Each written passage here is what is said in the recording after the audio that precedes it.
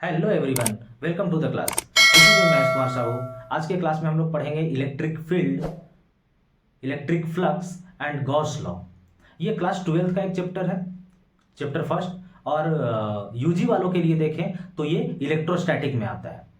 तो चलिए स्टार्ट करते हैं हम लोग। इलेक्ट्रिक फील्ड समझते हैं।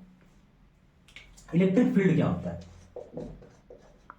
ये जो टर्म है वो इलेक्ट्रोस्टैटिक के अंदर आता है। इलेक्ट्रोस्टैटिक्स, इलेक्ट्रोस्टैटिक्स का मतलब होता है चार्ज जब रेस्ट में हो। कोई भी चार्ज को हम लोग डिनोट करते हैं क्यू से। तो ये अगर रेस्ट में है तो इसका जो प्रॉपर्टी है, जो कुछ भी प्रॉपर्टी हम लोग पढ़ते हैं वो आता है इलेक्ट्रोस्टैटिक के अंदर। अगर ये चार्ज मोशन में आ जाए तो जो हम लोग पढ़ते हैं वो होता है करंट इलेक्ट्रिसिटी। तो अभी हम लोग इलेक्ट्रोस्टैटिक को देखेंगे, जिसमें इलेक्ट्रिक फील्ड को देखेंगे। हम लोग जानते हैं कि कोई भी चार्ज, अगर कोई पॉजिटिव चार्ज है और दूसरा पॉजिटिव चार्ज है, या एक पॉजिटिव चार्ज है एक नेगेटिव चार्ज है, तो ये पॉजिटिव चार्ज इस पॉजिटिव चार्ज के ऊपर एक रिपल्सिव फोर्स लगाता है, उसको रिपेल करता है। एक पॉजिटिव चार्ज दूसरे नेगेटिव चार्ज को अट्रैक्ट करता है। मतलब इधर भी एक फोर्स लगा रहा है, इधर भी एक फोर्स लगा रहा है। इधर कैसा फोर्स है? रिपल्सिव फोर्स है। इधर का जो फोर्स है वो कैसा फोर्स है? अट्रैक्टिव फोर्स है। तो ये फोर्स लगा रहा है वो कैसे लगा रहा है? फोर्स, क्या ये दोनों कांटेक्ट में है? ये इसको धक्का दिया है? नहीं। तो फिर क्या हुआ? ये इसके ऊपर फोर्स कैसे लगा पाया, या ये इसके ऊपर फोर्स कैसे लगा पाया? ये नेगेटिव चार्ज इसके ऊपर फोर्स कैसे लगा पाया? तो ये जो फोर्स लगाते हैं, ये फोर्स लगता है एक इस चार्ज का एक अपना प्रॉपर्टी है। जैसे आप लोग पहले नाम सुने होंगे ग्रेविटेशनल फील्ड। अर्थ के चारों तरफ का एक ऐसा फील्ड जिसमें एक्सलेशन ड्यू टू ग्रेविटी जो है वो काम करता है। और ये भी सुने होंगे कि जैसे अर्थ के ग्रेविटेशनल फील्ड से बाहर चले जाएंगे तो अर्थ का ग्रेविटेशनल फील्ड काम करना बंद कर देगा। मतलब अर्थ के चारों तरफ क्या है? ग्रेविटेशनल फील्ड है। ठीक उसी तरह से अगर ये चार्ज है तो इसके आसपास में इसका एक अपना फील्ड है। और जैसे ही इसके फील्ड में कोई एंट्री करेगा कोई दूसरा चार्ज, या तो इसी के जैसा हो, पॉजिटिव हो या नेगेटिव हो, दोनों ही कंडीशन में अगर ये पॉजिटिव चार्ज एंट्री करेगा तो इसके ऊपर रिपल्सिव फोर्स लगाना शुरू करेगा। ये चार्ज अगर इसके फील्ड में एंट्री किया है तो किसी के एरिया में जाने के बाद वो अपना प्रभाव दिखाना शुरू कर देता है। तो इसके फील्ड में जैसे ही आया कोई, ये क्या करेगा? या तो रिपेल करेगा या तो अट्रैक्ट करेगा। अगर इसके जैसा सेम चार्ज है तो वो रिपेल करना शुरू करेगा, और इसके अपोजिट चार्ज है तो क्या करना शुरू करेगा? अट्रैक्ट करना शुरू करेगा। और जैसे जैसे ये जो पॉजिटिव चार्ज है जैसे जैसे इसके ज्यादा नजदीक आता जाएगा, ये फोर्स ज्यादा लगाएगा। जितना ज्यादा नजदीक आएगा वो फोर्स उतना ज्यादा लगाएगा। तो इसका एक अपना फील्ड है, इस चार्ज का अपना एक फील्ड है, और उस फील्ड को हम लोग कहते हैं इलेक्ट्रिक फील्ड। जैसे ही उस फील्ड में कोई दूसरा चार्ज आएगा वो या तो फोर्स लगाएगा या फोर्स एक्सपीरियंस करेगा। ये है इलेक्ट्रिक फील्ड। और इलेक्ट्रिक फील्ड का स्ट्रेंथ कितना होता है? तो force per unit charge. Electric field को हम लोग डिनोट करते हैं ई से। ये एक वेक्टर क्वांटिटी है। और इसका एसआई यूनिट क्या होता है? इसका एसआई यूनिट होता है, एसआई यूनिट जो होता है वो होता है न्यूटन पर कूलम। इलेक्ट्रिक फील्ड का वैल्यू क्या होता है? Force per unit charge. अगर ये चार्ज इधर से आ रहा है, जैसे ये चार्ज क्यू नॉट है और क्यू नॉट इस क्यू के फील्ड में आ रहा है, तो फोर्स पर यूनिट जो चार्ज आ रहा है, मतलब जो फोर्स को एक्सपीरियंस कर रहा है, जिसके ऊपर फोर्स लगाया जा रहा है, तो force per unit Q not charge, ये होता है इलेक्ट्रिक फील्ड का स्ट्रेंथ। और फोर्स का वैल्यू हम लोग जानते हैं, कूलम फोर्स का वैल्यू कितना होता है? ये होता है के Q1 Q2, और यहां पर Q2 Q1 का वैल्यू Q है और Q2 का वैल्यू Q0 है, डिवाइडेड बाय दोनों के बीच का डिस्टेंस अगर R है तो ये R का स्क्वायर। और K का वैल्यू क्या होता है? ऐसा होता है K का वैल्यू 1/4πε0, ये होता है K का वैल्यू। और इसका वैल्यू होता है 9 × 10⁹। क्लियर है? तो ये फोर्स का वैल्यू, फोर्स का फॉर्मूला था। फोर्स में हम लोग इलेक्ट्रिक फील्ड देख रहे हैं, और ये जो फॉर्मूला निकल करके आएगा, ऐसा हम लोग अगर फील्ड का वैल्यू निकालें तो फील्ड इक्वल्स टू क्या हो जाएगा? E इक्वल्स टू क्या हो जाएगा? F का वैल्यू क्या है? F का वैल्यू है K Q Q0 divided by R square, और डिवाइड फिर से किससे करना है, क्यू नॉट से, तो क्यू नॉट से डिवाइड करेंगे तो ये कैंसिल होगा, तो क्या बचेगा, इलेक्ट्रिक फील्ड का फील्ड स्ट्रेंथ कितना हो जाएगा, आर स्क्वायर, के क्यू बाई आर स्क्वायर, जहां पर के क्या है, कोलम्बिक कांस्टेंट बोलते हैं इसको, इसका वैल्यू होता है के इक्वल्स टू 1/4 एप्सिलॉन नॉट, जहां पे एप्सिलॉन नॉट क्या होता है, परमिटिविटी ऑफ मीडियम, इसका मतलब किसी मीडियम, कोई मीडियम जो है वो कितना फोर्स को परमिट करेगा या कितना फील्ड को परमिट कर रहा है, वो कितना फील्ड स्ट्रेंथ होगा, जैसे ये मीडियम अगर चेंज हो गया तो ये परमिटिविटी का वैल्यू जो है वो चेंज हो जाएगा, जैसे जैसे मीडियम का परमिटिविटी बढ़ता जाएगा वैसे वैसे फील्ड का जो स्ट्रेंथ है वो कम होता जाएगा। ये है इलेक्ट्रिक फील्ड और इलेक्ट्रिक फील्ड का स्ट्रेंथ, क्लियर है। तो हम लोग देखते हैं इलेक्ट्रिक फील्ड। इलेक्ट्रिक फील्ड है the space around a charge particle in which an electric charge experience a force called electric field. It extend up to large space. Electric lines of force are present in electric field. The density of electric field lines of force is high near the force of charge and gradually decreases as we go away from the source charge. Electric field lines जो होता है ये जैसे कोई charge है, इसके आसपास space में एक फील्ड लाइंस हम लोग इमेजिन करते हैं, वो एक इमेजिनरी फील्ड लाइंस होता है, इसके आसपास का जो फील्ड है वो क्या कहलाएगा, इलेक्ट्रिक फील्ड।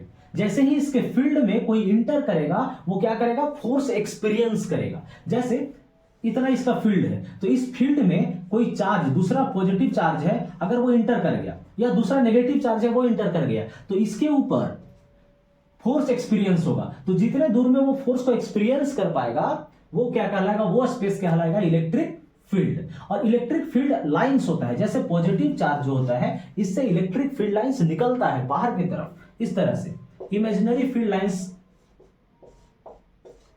ऐसा, और नेगेटिव चार्ज में इलेक्ट्रिक फील्ड लाइंस जो है वो अंदर की तरफ आता है इस तरह से। अब जैसे जैसे देखिए charge the density of electric field lines of force is high near the source, near the force of lines, near the source charge होना चाहिए, नियर द सोर्स चार्ज। ये जो सोर्स चार्ज है, जैसे देखिए यहां पर अगर बात करें हम लोग यहां, तो देखिए ये जो फील्ड लाइंस है वो नजदीक नजदीक है, लेकिन जैसे दूर जाएंगे इसके और इसके बीच का जो डिस्टेंस है वो बढ़ता जाएगा। जैसे जैसे इस चार्ज से दूर जाएंगे इलेक्ट्रिक फील्ड लाइंस का जो डेंसिटी है वो कम होता जाएगा, और जैसे जैसे चार्ज से नजदीक रहेंगे इलेक्ट्रिक फील्ड लाइंस का जो डेंसिटी है वो हाई रहेगा। नेक्स्ट हम लोग देखते हैं इलेक्ट्रिक फील्ड स्ट्रेंथ या उसका इंटेंसिटी कितना होता है। तो इलेक्ट्रिक फील्ड का इंटेंसिटी हम लोग कैसे निकालते हैं, फोर्स ये क्या किसके बराबर होता है, field intensity at a point, field intensity at a point in the electric field is numerically equal to force experienced by a unit positive charge। जैसे ये कोई पॉजिटिव चार्ज है यहां, अब इसके फील्ड में कोई दूसरा यूनिट पॉजिटिव चार्ज आया, इसका मतलब 1 कूलम का चार्ज, कैसा यूनिट क्या होता है, कूलम होता है। तो ये 1 कूलम का कोई चार्ज है और ये क्यू चार्ज है, तो ये चार्ज जो है वो इसको कितना फोर्स लगाएगा, तो F इक्वल टू के क्यू इंटू 1, ये 1 कूलम है तो इंटू 1 डिवाइडेड बाई दोनों के बीच का डिस्टेंस r का स्क्वायर, ये फोर्स लगा रहा है। और force per unit positive charge, तो फोर्स ये 1 कूलम का चार्ज है तो बाई 1 कर देंगे, ऐसा करेंगे ना, तो ये किसके बराबर हो गया, F इक्वल टू हम लोग के पास इलेक्ट्रिक फील्ड इक्वल टू क्या था, फोर्स बाई चार्ज, और ये चार्ज का वैल्यू कितना हो गया है 1 कूलम, तो यहां से क्या हो जाएगा K Q divided by R square, या 1 से डिवाइड करेंगे तो बात वही रहने वाला है, तो इलेक्ट्रिक फील्ड का यहां पर हमारे पास वैल्यू क्या आ जाएगा, K Q by R square. ये इलेक्ट्रिक फील्ड का वैल्यू आ गया, न्यूमेरिकल वैल्यू। ये एक वेक्टर क्वांटिटी है और इसका ऐसा यूनिट क्या होगा, न्यूटन पर कूलम। क्लियर है, ये है इलेक्ट्रिक फील्ड स्ट्रेंथ। नेक्स्ट है हमारे पास इलेक्ट्रिक फ्लक्स। इलेक्ट्रिक फ्लक्स क्या होता है, तो अभी हम लोग देखे हैं electric field lines. Electric field lines क्या था, कोई पॉजिटिव चार्ज है तो इलेक्ट्रिक फील्ड लाइंस वहां से बाहर निकल रहा था, नेगेटिव चार्ज है जैसे ये पॉजिटिव चार्ज है तो इससे इलेक्ट्रिक फील्ड लाइंस इस तरह से बाहर निकल रहा था, ये नेगेटिव चार्ज है तो इलेक्ट्रिक फील्ड लाइंस अंदर की तरफ आ रहा है, इस तरह से हो रहा है। अगर इलेक्ट्रिक फ्लक्स की बात करें तो ये जो फील्ड लाइंस है, इमेजिनरी फील्ड लाइंस है, अगर किसी सरफेस एरिया से क्रॉस करता है तो उसको हम लोग बोलते हैं electric flux. Electric flux is the flow rate of electric field through an area, it is proportional to number of field lines passing through virtual area या वर्चुअल सरफेस। कोई सरफेस एरिया है, ऐसा हम लोग एज्यूम कर रहे हैं, कोई सरफेस एरिया, इससे जितने भी फील्ड लाइंस निकलेंगे वो कहलाता है इलेक्ट्रिक फ्लक्स। इसको डिनोट करते हैं हम लोग phi, it is denoted as phi. ये डॉट प्रोडक्ट होता है इलेक्ट्रिक फील्ड और वेक्टर का। फाई जो होता है इलेक्ट्रिक फील्ड और एरिया वेक्टर का डॉट प्रोडक्ट होता है।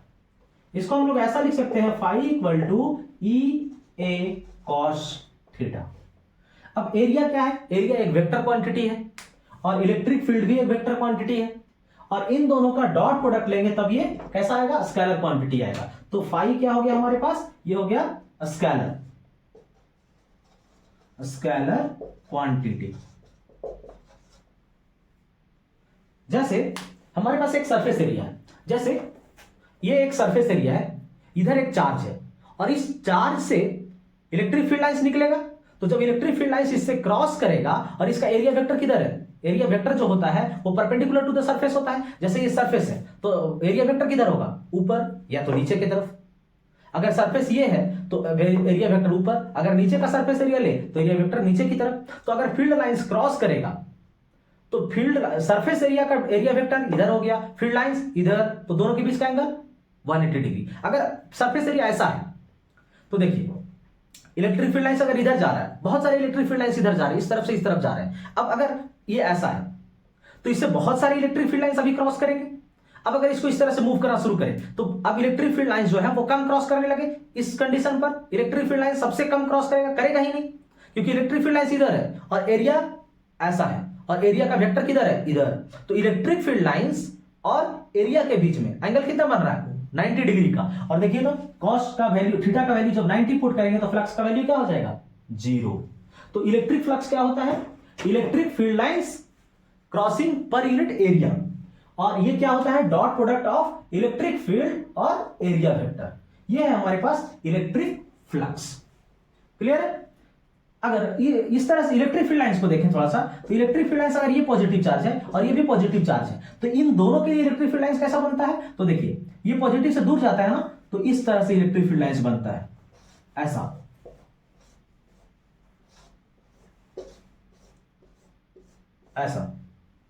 ये बाहर की तरफ जा रहा है। ये है दो पॉजिटिव चार्ज के लिए इलेक्ट्रिक फील्ड लाइंस। अगर पॉजिटिव नेगेटिव रहेगा तो कैसा बनेगा? इधर ऐसा।